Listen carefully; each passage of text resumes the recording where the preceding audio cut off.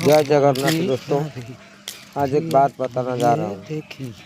क्या है कि असली सच्चा दोस्त कौन है? जब जब आपका पास एक रुपया ना हो, जेब में बैंक बैलेंस जीरो हो, कोई भी नहीं है, कुछ भी नहीं है आपका पास, उसी टाइम में जो आपका साथ देता है, आपका सामने खड़ा होता है, उसी को सच्चा दोस्त कहते हैं।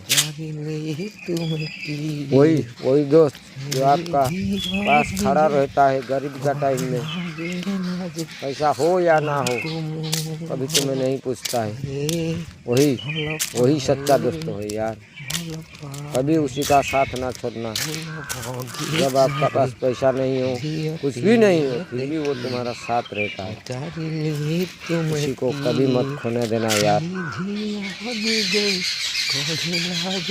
सच बोल रहा हूँ ना यार। जय जगन्नाथ, राधे राधे। पारिले पिलाटा को सब्सक्राइब कर देवे।